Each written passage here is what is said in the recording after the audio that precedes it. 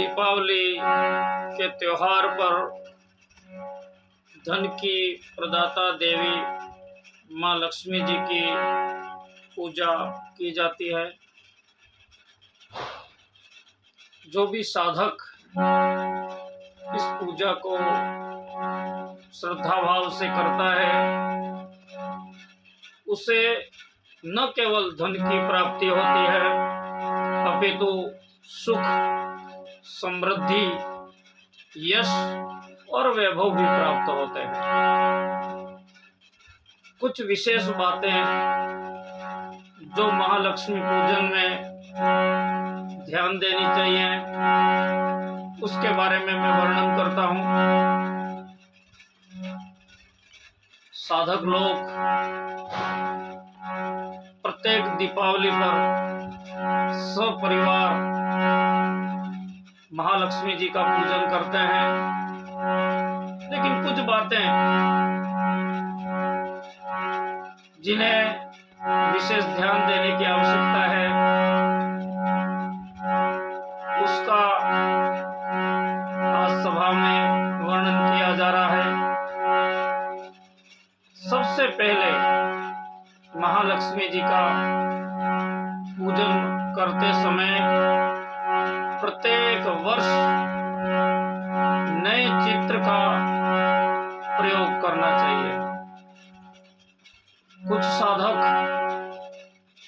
माँ लक्ष्मी जी का चित्र लगा करके लक्ष्मी पूजन करते हैं,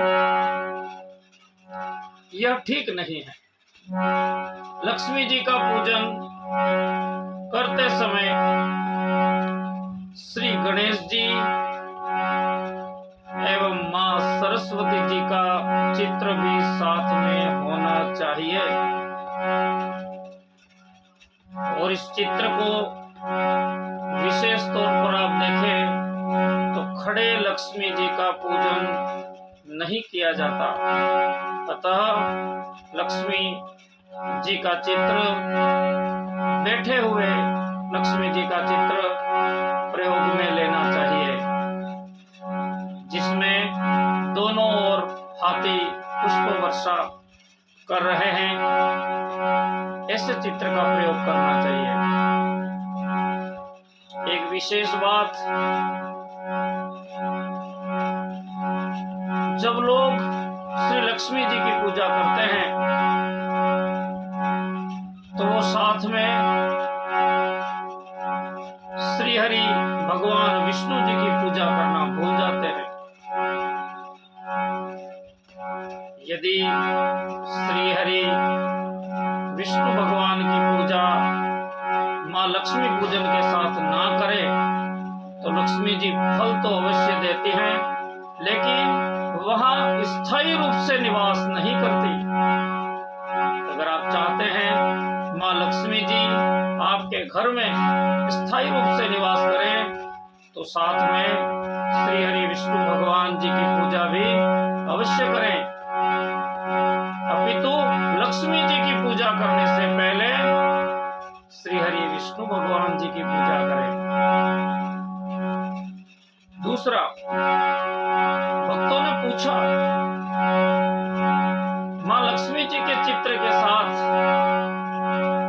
गणेश जी और माँ सरस्वती जी की पूजा क्यों करते हैं? यह आज बताना चाहूंगा। जब बहुत अधिक धन प्राप्त हो जाता है तो जो साधक होते हैं उन्हें इस बात का अभिमान हो जाता है, घमंड आ जाता है और वो विनाश का कारण बनता है। इसलिए बुद्धि की देवी, शिक्षा की देवी, ज्ञान की देवी माँ सरस्वती जी का पूजन करते हैं ताकि उस धन को किस प्रकार संरक्षित किया जाए, उसको अच्छे कार्यों में, विकास में, प्रगति में कैसे लगाया जाए। इसलिए माँ सरस्वती जी का पूजन साथ में करते हैं। श्री गणेश भगवान का पूजन क्यों करते हैं? गणेश जी का पूजन इसलिए किया जाता है कि कि जब भी हम कोई कार्य का प्रारंभ करते हैं, प्रारंभ तो हो जाता है लेकिन कुछ विघ्न आने के बाद वो कार्य रुक जाता है। इसलिए विघ्न विनाशक श्री गणेश जी का पूजन माँ लक्ष्मी जी के पूजन के साथ में किया जाता है। ये जो महत्वपूर्ण बात थी वो मैंने आपको बताई। अब महालक्ष्मी जी का पूजन करने के लिए विद्वान ब्राह्मण महाराज को बुलाना चाहिए और उनके हाथों विधि विधान से माँ लक्ष्मी जी का पूजन करना चाहिए। ये ध्यान रखें, जहां पर भ्रष्ट आचरण होता है लक्ष्मी जी वहां निवास नहीं करती। अतः आप विचार करें कि आपके घर में कोई भ्रष्ट आचरण तो नहीं हो रहा है और क्या आपके घर में माँ लक्ष्मी जी को निवास करना चाहिए, इस पर आप स्वयं विचार करें। महालक्ष्मी पूजन के दिन दीपक जलाने का भी एक प्रावधान है। दीपक जलाने चाहिए एक भगवान के पास, एक रसोई घर में, एक तुलसी माता के पास, एक दीपक ड्राइंग रूम में, दो मुख्य द्वार के पास, घर के चारों कोनों में। वैसे तो घर के प्रत्येक स्थान पर दीपक जलाए जाते हैं, लेकिन ये मुख्य